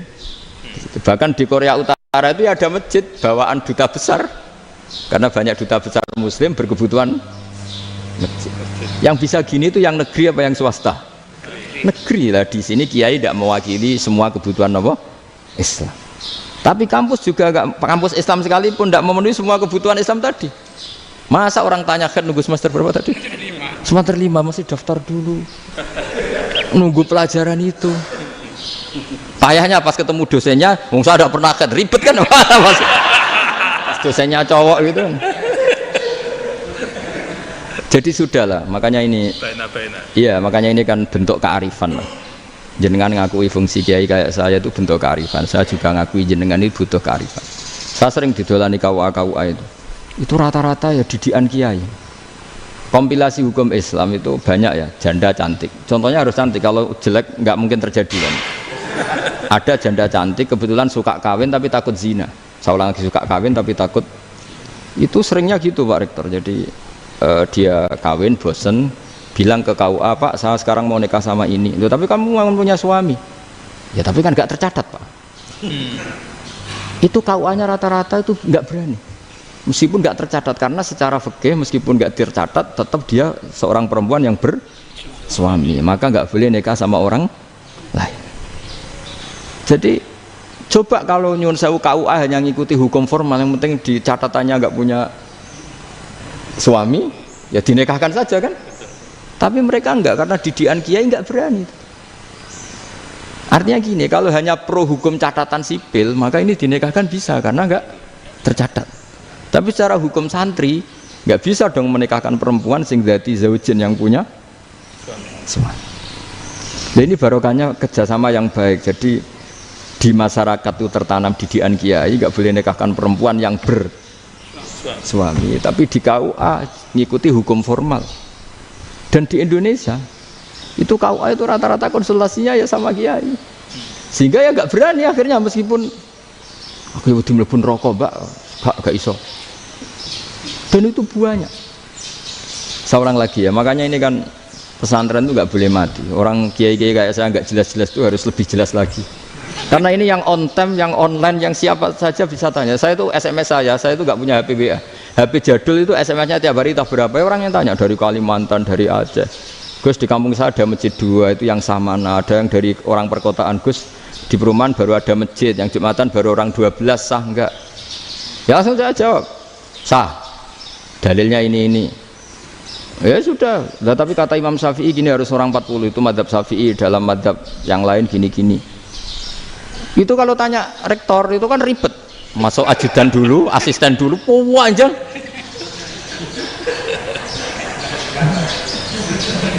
Wah itu kan ribet kan. Memanggil dosen dekan VAI dipanggil, dekan VAI nggak mau langsung jawab, cari dosen yang nekuni itu. Usul fikih saya nekuni itu baru seminar, nunggu dulu Mbak, ini orangnya baru. Panjang kan. Bisa tutup Islam kalau kesuwen. Coba kalau tanya kiai kan nggak ketemu di jalan. Dulu Mbah Zubair kata Mbah Mun, saya termasuk santri yang diapresiasi Mbah Mun. Dhisik Mbah Zubair yang ngono, anak nong takok pesuan gak oleh. Gak takok ning kene. Saya biasa ditanya orang ngadeg-adegan. Ya alhamdulillah ilmunya cukup, kalau gak cukup ya kok sik. Jadi sebetulnya orang sopan itu ya agak-agak ada yang ditutupi sebetulnya. Mboten prayogi teng dalan nginjang mawon matur. Ya sebetulnya ya sebenarnya memang ilmunya agak cukup gitu. Tapi itu sebenarnya secara fikih itu haram, menunda itu haram. Yo haram tuh, coba bayangkan ya, kalau tanyanya sekarang, Gus saya ini sudah keluar darah 1 bulan penuh, padahal normalnya hanya 6 hari. Saya nanti sholat enggak? Kalau ninjang mawon dugi kula, berarti kan hari ini belum ada keputusan. Sholat apa enggak kan? Tapi karena modus tadi, boten prayogi ngendikan ngoten teng dalan ninjang tengen kula. Itu kemungkinannya 2, sopan atau goblok itu saja. Kayaknya kalau sopan enggak lah. Kayaknya enggak lah kata saya. Karena secara fikih itu jelas haram. Bagaimana mungkin sesuatu yang harus dipraktekkan nanti duhur dijawab besok, berarti duhur, asar sampai subuh belum ada jawaban, berarti nggak ada sholat kan? Ya, makanya dibutuhkan orang-orang alim yang kultural seperti ini, dan NU menghormati kultural. Tapi Mbah Mun juga sangat menghormati Islam formal, karena tadi produk-produk formal itu bisa dilembagakan oleh negara, dan itu kita ikut untung gitu.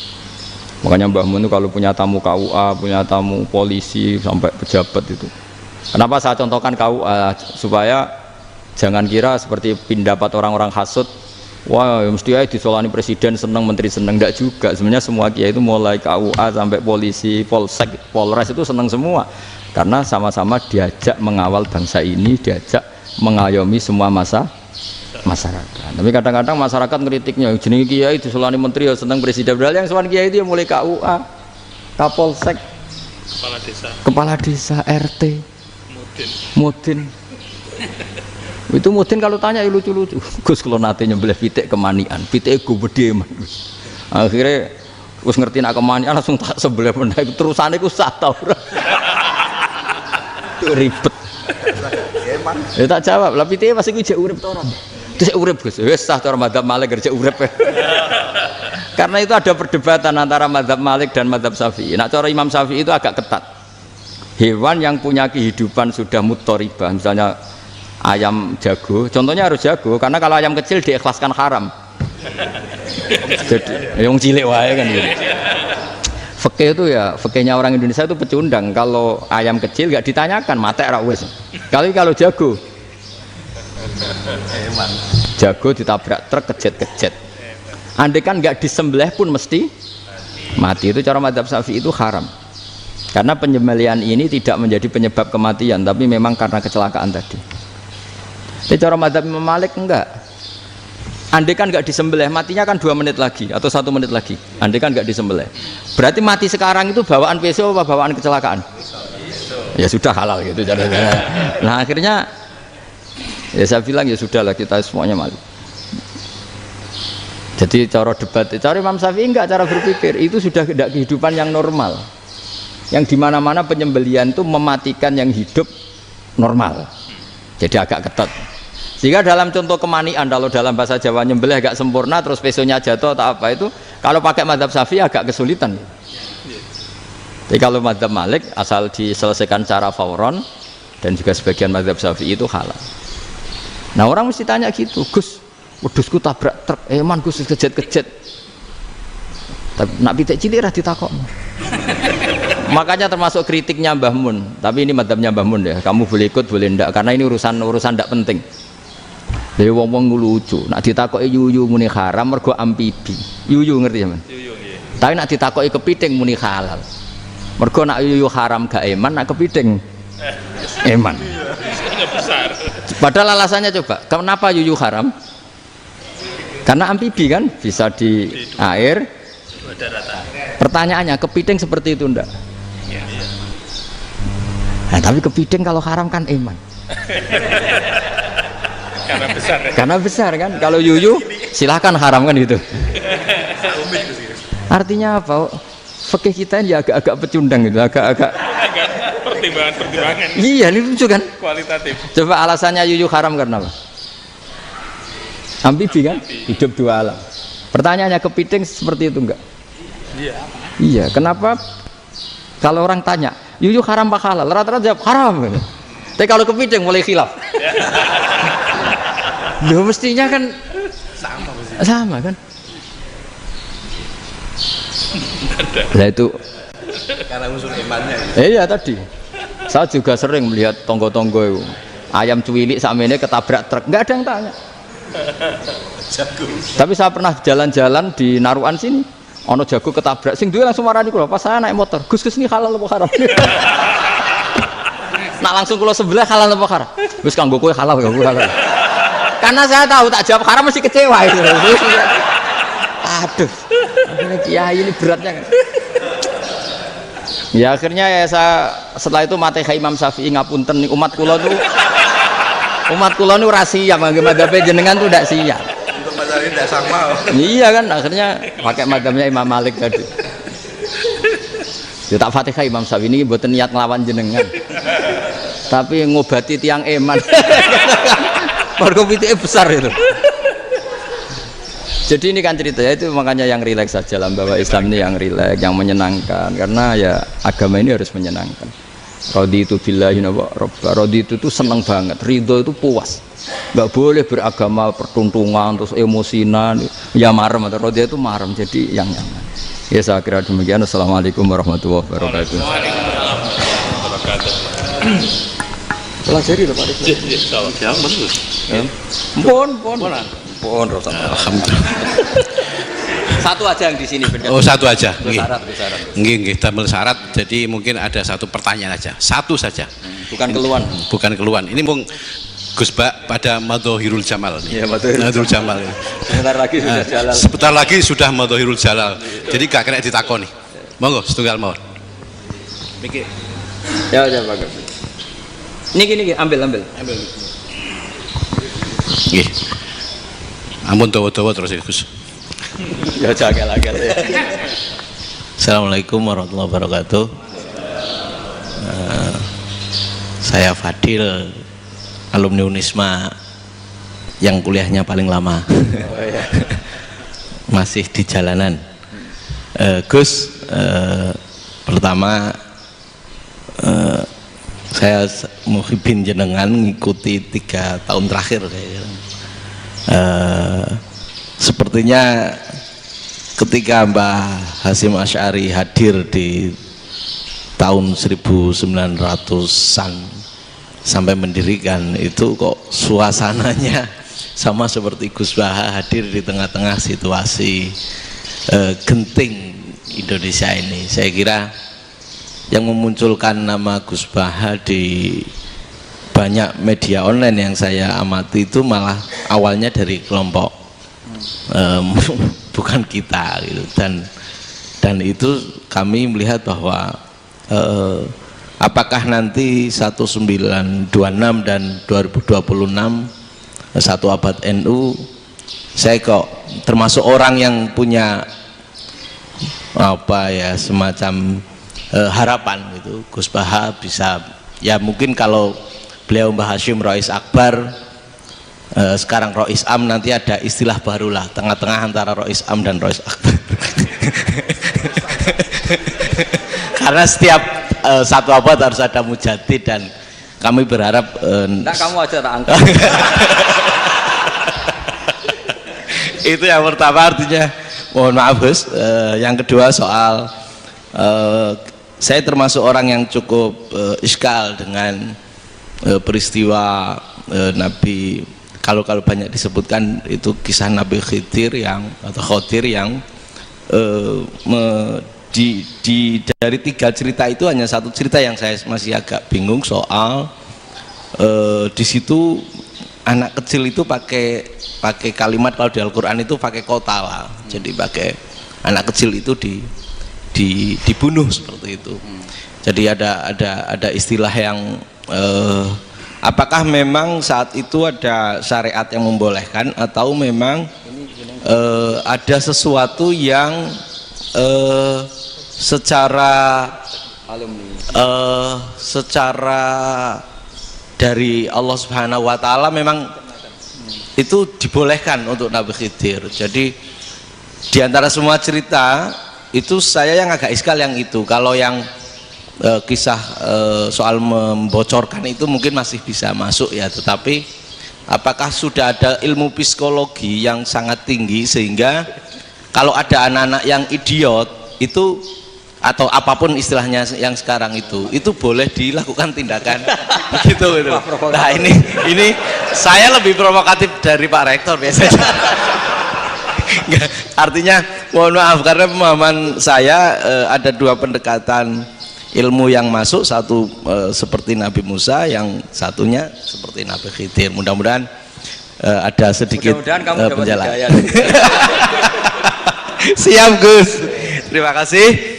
Dan yang terakhir mudah-mudahan karena Indonesia situasi terakhir saya kira kita ketahui lagi pandemi seperti ini Gus, jadi saya juga ingin pendapat Gus Baha, apakah ini situasi pandemi corona itu Allah sedang madhohirul jamal atau madhohirul jalal? Terima kasih. Assalamualaikum warahmatullahi wabarakatuh. Assalamualaikum warahmatullahi wabarakatuh. Monggo langsung mawon Gus. Ini provokatif ini kayak. Loh di situ aja kamu tanya kok terus mirip. Siapa Fadil ya? Fadil. Dari peternakan ya? Peternakan. Tapi mau ngomong tafsir itu. Mulai kacau peternakan ngomong tafsir ini mulai kan. Nah ini ada yang hafal Quran ngaco, paling enggak setengah hafal. Enggak yang dari Unisma. Enggak begini, ayat itu kan ditutup wa ma fa'altuhu an amri, ya saya maknani wa ma fa'altu lan orang nglakoni ingsun hu ing kabeh sing kasebut an amri mergo kepinginanku ingsun. Jadi saya melakukan itu semua bukan karep saya sendiri. Jadi Khadir sendiri itu kamu untung enggak nekuni tafsir. Kalau nekuni tafsir yang kamu soal bukan Nabi Khidir, karena Nabi Khidir itu hanya satu orang. Yang kamu soal harusnya Israel. Itu ndak rektor, ndak kiai besar, ndak siapa saja dihabisin itu. Kenapa Israel tidak kamu tegur? Gimana hukumnya qatlul mukmin? Kenapa Israel tidak kamu masukkan ayat wa may yaqtul mu'minam muta'ammidan fajazauhu jahannamu khalidan fiha? Ingat ya Israel. Iya kan?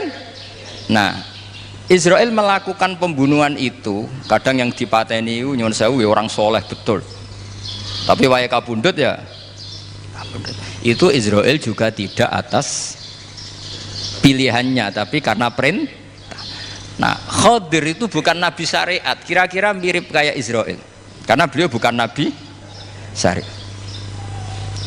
Jadi ini agak aneh, ini kan orang nekuni tafsir kayak saya sampai berjilid-jilid kitab. Saya kemarin mata saya agak sakit karena saya nangis itu sudah 2 hari. Bukan mikir sampean, tapi mikir ilmu ini harus ada yang mempertahankan. Karena apa ya, nekuni ilmu itu kan ribet. Kalau yang nekuni ilmu terus dosen terus rektor itu ya agak ada fasilitasnya. Kalau nekuni ilmu kiai itu naruh keramat kan taqabbala wa minna minkum taqabbal ya karim. Iya, tapi saya alhamdulillah keramat, jadi ya tetap hidup itu. Saya ulang lagi ya. Harusnya Mas Fadil itu kalau nekuni itu yang disoal tuh Nabi Khidir. Nabi siapa? Apa malaikat siapa? Israel, karena itu korbannya lebih banyak.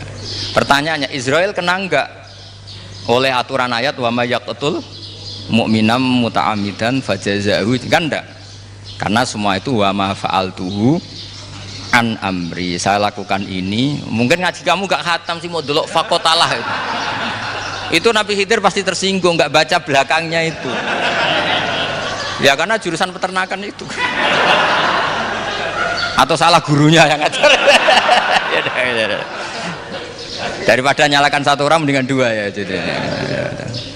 Jadi kalau ngaji itu khatam, sehingga ngerti ayat itu kan ditutup wa ma fa'altuhu an amri. Nah, menurut Ibnu Hajar al Asqalani yang nyarai Bukhari, dan ketika itu cerita tafsir ayat itu, wa hadza dalilun ala anna Musa afdhali minal Khadir. Justru ayat-ayat itu menunjukkan Musa itu lebih utama ketimbang Nabi Khidir, karena Nabi Khidir monoton melakukan apa saja yang diperintahkan Allah, sementara Musa tetap dengan gugatan syariatnya. Beliau gak terima ada orang main membunuh. Aqtal tanafsan zakiyatan bi ghairi nafs laqad ji'ta syai'an nukra. Nah, sur'atu Musa ila nahyil munkar itu menunjukkan beliau Nabi ulil azmi. Jadi Nabi Musa langsung sikap, wah ini tidak benar kamu, padahal sudah ada perjanjian, kamu tidak boleh bantah. Tapi Nabi Musa lebih ngeboti syariat, lebih memihak syariat, nahi mungkar itu wajib. Justru itu menunjukkan derajatnya Nabi Musa fauqal Khadir. Makanya Nabi Musa tetap gugat, nggak bisa dong, ini nafsan zakiyatan kok kamu bunuh. Maka itu jadi ilmu. Nabi Khidir pada akhirnya nyuwun sewu ya tidak bisa jawab. Makanya beliau menutup wa ma fa'altuhu an amri. Sebenarnya saya sendiri itu ya tidak punya alasan. Jadi kalau Israel kamu tanya, ini gimana ini wong melarat mulai cilik, meh sugih mbok pateni. Mbok yo baro ben sempat sugih itu. Ini kuliah paling lama urung sempat urip penak. Nah itu kan boyo mateni wong kira-kira lah nek wis sempat mapan sempat. Lu andai kan Israel pakai aturan syariat kan mateni orang kan ya dikira-kira lah. Jadi itu tidak ada hubungannya tadi dengan ilmu yang kamu katakan urusan psikologi anak itu tetap semuanya haram dibunuh, nggak boleh. Ya jadi tetap. Makanya ini pentingnya ngaji khatam itu tadi. Jadi pada akhirnya Nabi Khidir itu ada punya alasan, hanya ngendikan wa ma fa'altuhu an amri. Pada akhirnya yang paling pokok yaitu semua ini saya lakukan saya sendiri itu tidak tahu karena perintah. Jadi untung kamu gak nyual Nabi Israel. Kalau nyual diincem ribet kan. Ini orang tadi pas seminar Gus Bak ngeritik saya. Wah. Jadi itu pinter kamu, yang kamu soal Nabi Khidir jadi enggak itu ya kalau nyoal Israel resiko tinggi itu, resiko tinggi. Tapi yang jelas gitu ya, makanya tradisi pesantren seperti ini harus terus karena yang punya tradisi khatam. Saya tuh kalau ngaji kitab tidak khatam tuh tersiksa karena tadi kadang-kadang yang depan-depan tuh tidak jawabannya di belakang ya tadi wa ma fa'altuhu an amri. Dari kata wilu malam tasti alaihi sobro. Jadi ya sudah kira-kira seperti itu. Wajar kamu tidak sabar, wajar kamu tidak itu. Memang saya sendiri sebenarnya juga paham itu. Jadi ya, cara bahasa Jawa deh. Wajar saya musakira paham. Wajar aku deweku ya paham. Aku ya mau ngelakoni gitu. Jadi sebetulnya ya sama-sama ada itu kan. Ini jenis wa ma fa'altuhu an amri. Udah ya. Ya sudah. Sudah ya. Nggak perlu dijawab katanya beliau. Baik Bapak Ibu semuanya yang saya hormati, dan saya tidak harus menyimpulkan karena kalau menyimpulkan malah itu menduguri ulama kan itu nggak tawadhu lagi malah itu khawatir kualat kalau. Baiklah mungkin hanya kita tutup dengan berdoa yang dipimpin oleh Gus Bah. Nggih betul napa-napa, dan setelah itu nanti kita foto bersama nonton. Al-Fatihah. Alhamdulillahirabbil alamin. Ya na'budu wa nasta'in.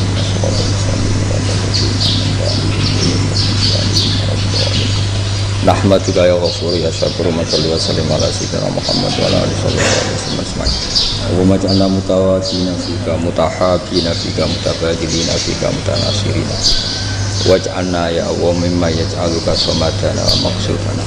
Fardo anna ya Allah lakal hamdi ya radita lakal hamdi fa'tarida lakal hamdu hatta tarda la nufsi thanana alaika anta kama atita ala nafsi.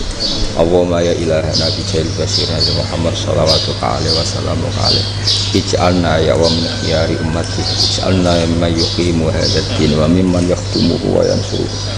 Waj'al ya Allah himmatana fi hadithar ila kalimatikal ulya bi ulmika fatimika assalamah wal afiyah fid dunya wal akhirah. Rabbana atina fid dunya hasanah wa fil akhirati hasanah wa qina adzabannar. Sallallahu alaihi sayyidina Muhammad sallallahu alaihi wasallam. Subhana rabbika rabbil izzati amma yasifun. Assalamualaikum warahmatullahi wabarakatuh. Bismillahirrahmanirrahim. Matur suwun sanget Gus Bah, dan alhamdulillah kita bisa melaksanakan acara pengaji pagi ini sesuai dengan jadwal. Dan saya sebagai pembawa acara atau etok-etok moderator, mohon maaf bila mana ada kesalahan dan khilafan. Terima kasih. Wassalamualaikum warahmatullahi wabarakatuh. Berikutnya selamat datang di Universitas.